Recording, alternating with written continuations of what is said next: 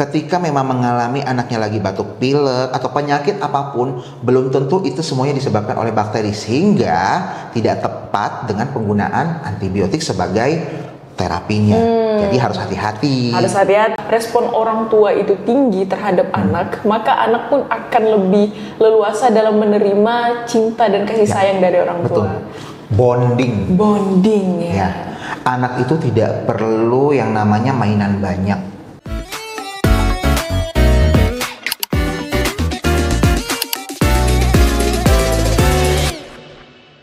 Bismillahirrahmanirrahim. Assalamualaikum warahmatullahi wabarakatuh. Halo sahabat Qoroa. Lihat di samping saya, mungkin ada ibu-ibu yang gak asing mungkin nanti ini habis ngelihat podcast kita, mungkin nggak asing sama wajahnya mungkin. Oke, teman-teman semuanya, sahabat Qoroa, kenalin di sini ada Dr. Wendy Nurpandi, SPA. Iya, betul sekali. Betul nggak nyebut gelarnya, Dok? Betul kok. Betul, SPA ya? spesialis anak. Spesialis anak, Masya Allah, tabarakallah. Dr. Wendy. Nih, ibu-ibu yang mungkin biasanya aktif ya ngelihat edukasi di sosial media, mungkin udah nggak asing nih sama Dr. Wendy ya. Beliau bukan hanya dokter spesialis anak, tapi di sini juga konten kreator yang aktif membagikan edukasi tentang kesehatan anak di sosial medianya. Jangan lupa di-follow. Tada, nanti ditampilin. Dokter Wendy, apa kabarnya hari ini, dokter? Alhamdulillah sehat. Happy banget hari ini bisa diundang ke sini loh. Saya juga happy. Akhirnya ketemu ya jadwalnya ya, Dok ya. Maklum dokter ini jadwalnya di mana-mana. Di rumah sakit A, rumah sakit B, tapi itu demi untuk anak-anak di Indonesia. Agak ke ini ya. Oh, kita butuh air nih, Dok. Tapi aduh, kosong pula nih. Oke, Dr. Wendy. Sebelum kita membahas, pastinya kok udah spesialis anak, pasti kita bahas tentang kesehatan anak gak sih? Iya, betul sekali. Ya, nggak mungkin kita bahas yang lain mungkin ya. Iya. Tapi sebelum ke situ, saya mau ngulik-ngulik nih dulu, Dr. Wendy. Ini kan dokter selain apa ya, selain bertugas di rumah sakit dan lain sebagainya, dokter juga aktif nih di sosial media. Nah, kira-kira boleh diceritain nggak, Dok? Awal mula dokter tertarik untuk berbagi sharing-sharing di sosial media, dan kira-kira itu dimulai pada tahun berapa, Dok? Oke. Jadi sebenarnya aku itu bisa terjun ke dalam sosial media. Awalnya sosial media itu hanya kebutuhan pribadi. Biasa anak-anak zaman sekarang harus punya sosmed, memperkenalkan diri, berteman, bersosialisasi dengan orang-orang lain via sosial media. Ini tercetuskan untuk bagaimana sih aku harus bisa bermanfaat buat orang lain sebenarnya. Dari dulu memang aku prinsipnya aku mendapatkan pendidikan itu harus memiliki manfaat buat orang banyak. Ya. Nah, ketika setelah lulus menjadi dokter spesialis anak, aku berpikir gimana ya caranya aku bisa bermanfaat akan ilmu-ilmu aku yang sudah aku dapatkan selama ini. Kalau dulu mungkin zaman dokter umum aku mungkin bisa ikutan yang namanya bakti sosial, ke pulau mana, kayak gitu, provinsi mana. Nah, tapi ketika sudah menjadi dokter spesialis anak, tanggung jawab kan semakin besar, sehingga waktu untuk pergi, untuk berangkat ke sana, berangkat ke sini itu juga harus kita atur sedemikian rupa. Karena tanggung jawab kita di rumah sakit juga lebih besar, banyak anak-anak yang membutuhkan perawatan, gitu. Sehingga terpikirkanlah, apa kita coba dengan sosial media ya, gitu. Mengingat di Kalimantan Barat ini juga nih saat ini kan belum ada nih dokter yang mungkin berkecimpung di dunia sosial media dan membagikan ya sedikit lah sharing-sharing tips ilmu pengetahuan dikit, terutama tentang kesehatan anak. Jadi akhirnya aku mutusin, ya udah, kayaknya ini merupakan solusi yang bagus untuk aku agar tetap bermanfaat buat orang banyak, kayak gitu. Nah, terus aku pikir-pikir via apa ya? Kalau YouTube kayaknya susah ya, Mbak Bari pemula banget udah main YouTube segala macam. Akhirnya ketemulah salah satu platform yang mungkin memang semua orang juga sudah dari kalangan biasa sampai ke kalangan atas juga mengakses ke platform tersebut, gitu. Akhirnya coba iseng-iseng dulu, coba dengan memperkenalkan diri aku siapa dan aku sebagai dokter spesialis anak, dan mempertanyakan kepada halayak itu kan menyebutkan ke halayak orang lain untuk melihat kira-kira aku harus ngapain nih, aku harus berbagi apa ya gitu. Akhirnya ketemulah, oh banyak komentar dan feedback dari orang-orang, dok boleh nggak materi tentang ini, dok boleh nggak tentang ini, oke.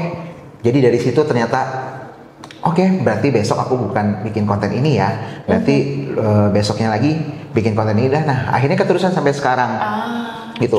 Memang sih di dalam perjalanannya ups and down ya, gitu. Karena berhubung aku juga kerjanya sendirian banget, ditambah kesibukan juga mungkin pekerjaan yang lain, sehingga tuh kadang-kadang ya semangatnya turun, kadang-kadang lagi naik lagi gitu. Jadi yang menyemangati adalah ketika mereka mencari aku, dok kapan lagi, dok kapan lagi, wah.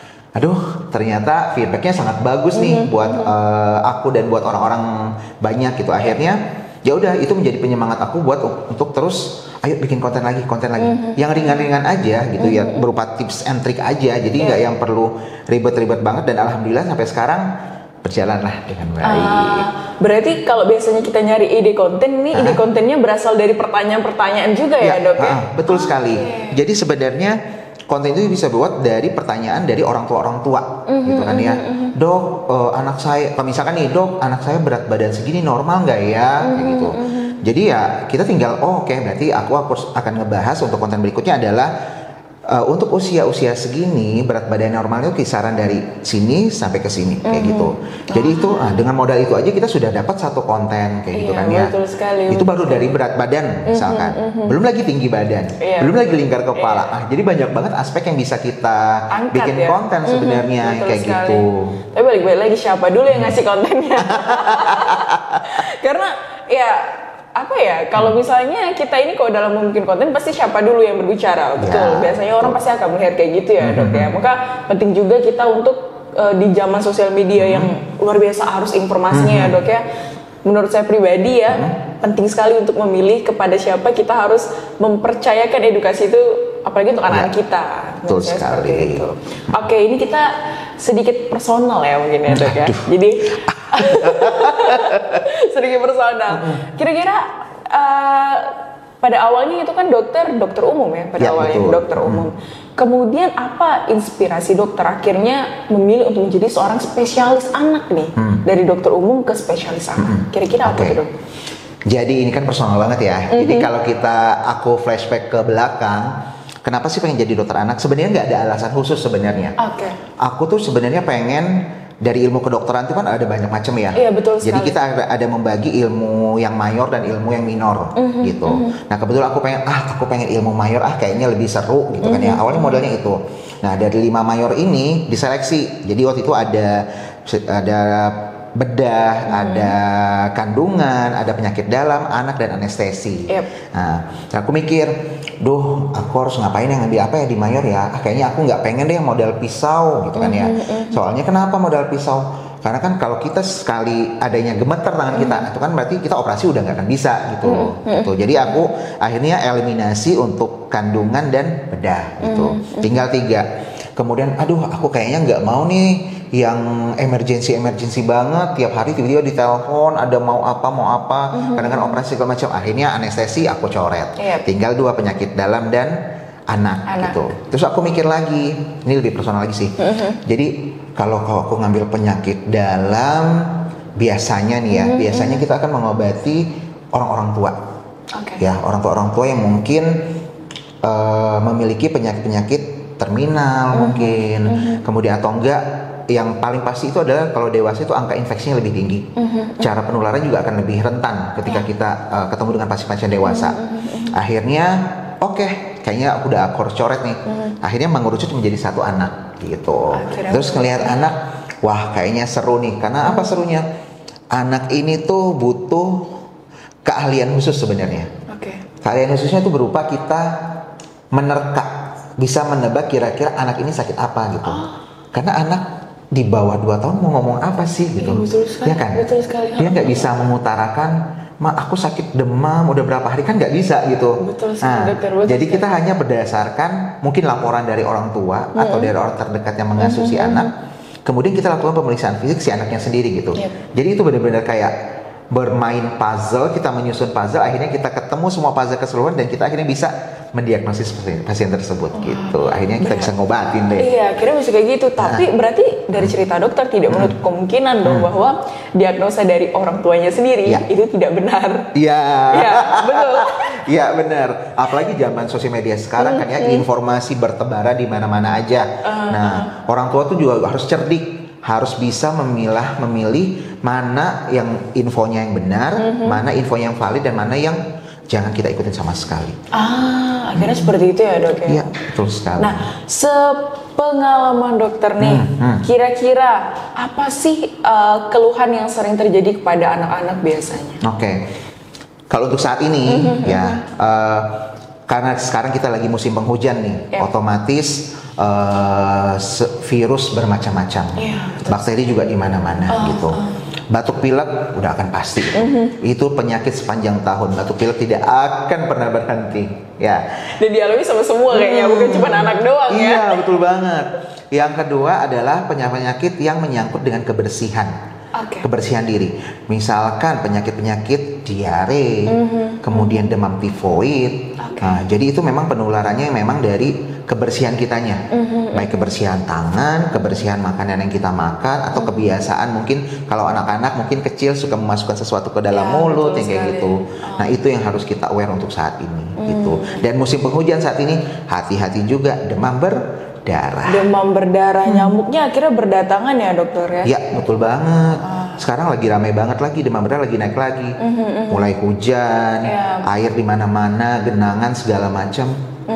Ya, jadi kita harus lebih aware lagi sekarang. Lebih aware lagi sekarang ya. Tapi dokter, dari yang sering dokter alami berarti bapil itu tadi ya, bapil. Kemudian karena kita kebetulan di musim hujan ya kan dokter. Nah, kira-kira nih dokter, dalam kondisi orang tua saat ini ya, kira-kira tantangan terbesar dalam orang tua menjaga kesehatan anak itu apa sih dokter? Ya, pertama adalah di era sosial media ini, pandailah, bijaklah menjadi orang tua gitu dalam memilih berita-berita atau informasi yang ada di sosial media.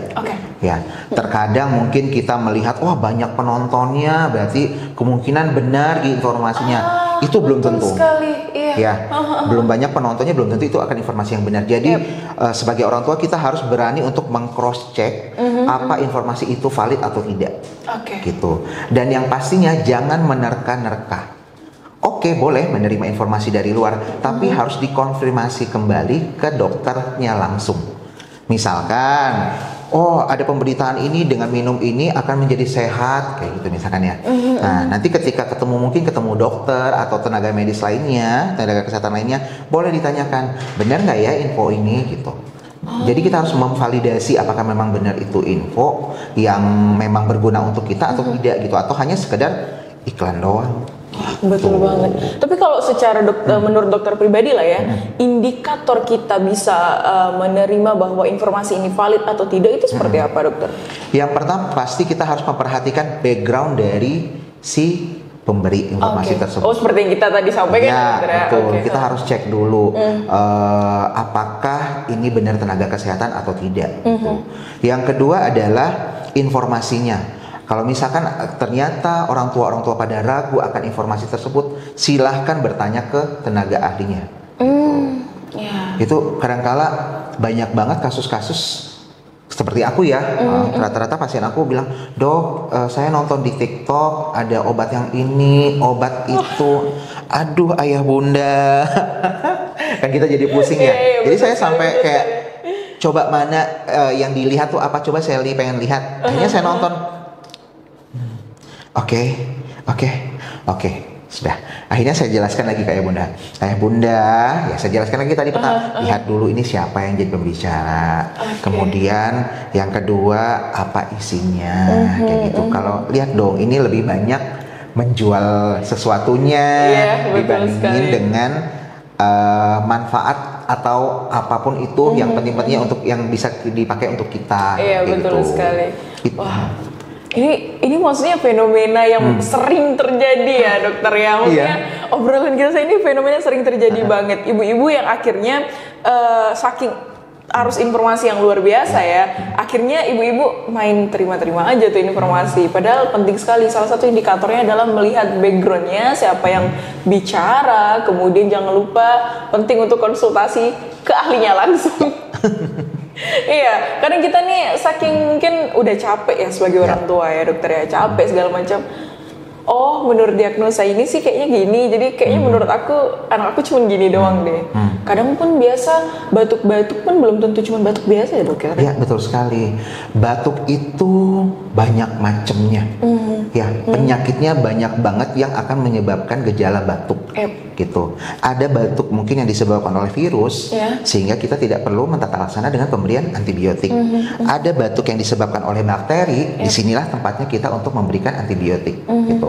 Nah kadang-kala orang tua ini segampangnya itu untuk membeli obat gitu, atau ternyata punya stok obat di rumah kayak gitu, sehingga menganggap oke, anak aku batuk pilek segala macam udah berapa hari, kayaknya butuh antibiotik, ada antibiotik boleh digunakan gitu.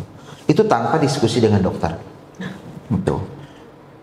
Itu sangat disayangkan banget nih. Nah, jadi buat orang tua di rumah harus perhatikan ketika memang mengalami anaknya lagi batuk pilek atau penyakit apapun, belum tentu itu semuanya disebabkan oleh bakteri, sehingga tidak tepat dengan penggunaan antibiotik sebagai terapinya. Jadi harus hati-hati. Harus hati-hati nih Bapak Ibu, Ayah Bunda semuanya. Jangan sembarangan mentang-mentang nih batuk mungkin kena bakteri udah antibiotik aja. Untuk sekarang antibiotik nggak itu kan? Ya, nah harus untungnya resep sekarang harus pakai resep sekarang antibiotik, jadi enak gitu. Iya, betul. Tapi yang saya disayang itu gimana kalau ternyata mereka menstok gitu. Misalkan ada obat bekas siapa atau bekas dia kemarin berobat masih ada sisanya disimpan. Akhirnya tiba-tiba terjadi lagi sakit, akhirnya menggunakan obat yang tadi gitu. Itu yang nggak bisa kita kontrol. Kalau saya nggak salah antibiotik pun ada ini ya dok ya, beda-beda manfaatnya kan per antibiotik kalau tidak salah. Betul. Maksudnya untuk radang itu beda antibiotiknya, atau untuk gatal-gatal beda antibiotik lagi. Betul. Nanti sembarangan kayak amoxicillin itu antibiotik bukan? Iya betul. Nah misalnya nanti main amoxicillin dikasih karena amoxicillin yang paling terkenal kan? Kayak saya aja tapi cuma amoxicillin kayak antibiotik, padahal banyak banget macamnya ya dokter ya. Betul banget. Oke, nih ngomongin soal kesehatan anak ya dokter. Ini tadi kita tuh ngomongin soal ibu lah istilahnya seperti itu, bagaimana mendiagnosa anaknya dan lain sebagainya. Tapi menurut dokter bagaimana sih peran lingkungan sekitar terhadap pola hidup sehat anak tersebut? Oke. Jadi lingkungan sekitar yang pengen saya sampaikan adalah children see, children do. Gitu. Jadi apa yang anak itu bisa lakukan akibat dia melihat seseorang melakukan. Gitu. Jadi ketika kita pengen menerapkan lingkungan yang dengan pola hidup yang bersih dan sehat, jadilah role model untuk anak tersebut. Gitu. Karena anak peniru yang handal. Betul sekali. Jadi orang tua ini harus pintar, gitu. Bagaimana cara dia menjaga kebersihan diri dia? Misalkan nih, sebelum makan cuci tangan, ayo kita cuci tangan, kayak gitu. Mungkin setelah dari toilet kita cuci tangan lagi. Setelah makan kita cuci tangan. Mungkin beres baca buku segala macam, buka sesuatu, megang sesuatu, kita cuci tangan lagi gitu. Jadi hanya dengan kebiasaan-kebiasaan kecil tersebut, anak akan melihat. Ketika anak melihat dengan paparan berkali-kali orang tua melakukan tersebut, dia akan mencontoh. Gitu. Wah. Itu yang paling penting banget. Berarti ini sangat krusial banget ya dokter, peran lingkungan terhadap pola hidup sehat anak. Karena anak adalah peniru yang handal. Betul. Balik-balik itu lagi. hanya baru saja dari tindakan. Baru cuci tangan doang tadi itu. Baru cuci tangan doang. Belum lagi tentang bagaimana kita bertutur kata yang baik. Ya, gitu. Betul sekali dokter. Ketika kita melontarkan bahasa-bahasa yang baik, di otak anak itu akan terekam. Oh, ini respon yang baik untuk menghadapi respon seperti ini. Kayak gitu. Sehingga anak juga nanti akan terbiasa karena mendengar kata-kata yang baik, dia juga akan meniru tutur kata yang baik. Karena anak bisa mengeluarkan kata ketika dia mendengar. Gitu. Wah ini perlu diperhatikan sekali nih, buat catatan saya pribadi mungkin kelak ya, dikasih anak misalnya. Maksudnya ini jadi catatan buat saya pribadi, kebetulan perempuan juga istilahnya seperti itu ya dokter. Akhirnya penting sekali untuk kita menjadi role model yang baik untuk anak-anak kita, karena dengan kita menjadi role model yang terbaik, maka insya Allah anak pun akan bisa beradaptasi dengan baik juga. Sekali.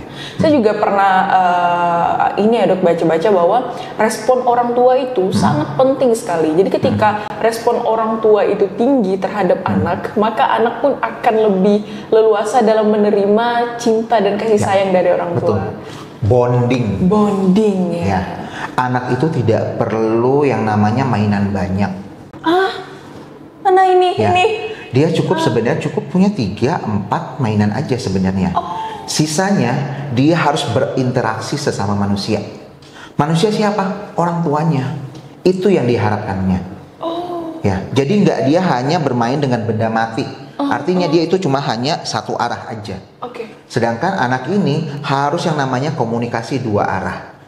Jadi dia harus ada teman bermainnya. Siapa yang bisa menjadi teman bermainnya? Keluarganya, ayah ibunya. Kayak gitu. Jadi peran ayah ibu itu penting banget ketika lagi pada masa anak tumbuh kembang. Kayak gitu. Jadi harus ada interaksi antara kedua orang tua dengan anaknya, biar ada ikatan batin. Kayak gitu. Jadi karena sering terpaparnya, sering ngobrolnya, sehingga itu anak juga akan lebih ke orang tuanya akan lebih enak untuk mengungkapkan sesuatu, karena dia menganggap kayak, oh ini teman saya, selain orang tua saya, dia juga sebagai teman saya gitu. Jadi ketika anak sudah mulai remaja pun, anak akan lebih cenderung gampang untuk mengungkapkan sesuatu ke orang tuanya. Jadi nggak dipendem atau nggak dicurhat ke teman-teman sebayanya gitu. Jadi ada peran orang tua di situ, karena saking kita intensnya ketemu dengan anak juga akan merasa nyaman. Gitu. Kadang kebanyakan karena anak tidak merasa nyaman ya dok ya, akhirnya di usia remaja ketika mereka merasa sudah mampu, pemberontakan terjadi. Ya, betul. Sayang sekali dok ya. Makanya harus sedari dini kita menjaga komunikasi yang baik dengan anak. Wah, ini komunikasi juga penting sekali untuk kesehatan anak juga. Betul. Karena kesehatan itu kan ya bukan hanya secara fisik ya dok ya, tapi betul. Kesejahteraan mental juga termasuk pada kesehatan. Dan spiritual. Ya, spiritual. Wow, dokter. Wah, ini luar biasa sekali ngobrolin soal kesehatan anak, bukan hanya sekedar dari fisik juga, tapi juga dari sisi mental dan juga spiritualnya ini tadi. Ini sangat penting sekali teman-teman semuanya. Dan buat para ibu-ibu, semoga konten ini mampu memberikan manfaat lah ya tentunya buat teman-teman. Tapi tunggu, kita nggak selesai sampai di sini aja dok, karena masih ada beberapa pertanyaan yang harus saya sampaikan sama dokter.